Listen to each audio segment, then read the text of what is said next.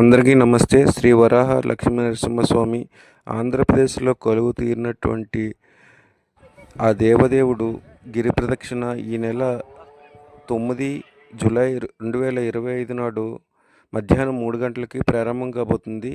ఇందులో భక్తులు 32 కిలోమీటర్లు కాలినడకన నడుస్తారు. మన ఆంధ్రప్రదేశ్ నుంచే కాకుండా ఇతర రాష్ట్రాల నుంచి కూడా వచ్చి భక్తులు పాల్గొంటారు. భక్తులకు ఎటువంటి ఇబ్బంది లేకుండా ఉండడం కోసం ప్రభుత్వం వారు అనేక సౌకర్యాలు ఏర్పాటు చేస్తారు. మంచినీరు కావచ్చు, వైద్యపరంగా కావచ్చు, అనేక విధాల సదుపాయాలనేవి చేస్తారు. ప్రభుత్వం ద్వారే కాకుండా ఇతరితర సేవా సంస్థలు కూడా ఇందులో పాలుపంచుకుంటాయి.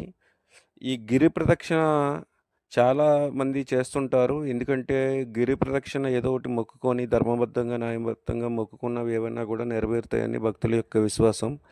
నేను కూడా ఎప్పుడూ పాల్గొనలేదు. ఈసారి పాల్గొవాలని చెప్పి అనుకుంటున్నాను. కావున ఆ వరాహ లక్ష్మీనరసింహస్వామి కృపా కటాక్షాలు అందరికీ కూడా ఎల్లవేళలా ఉండాలని మనస్ఫూర్తిగా కోరుకుంటున్నాను.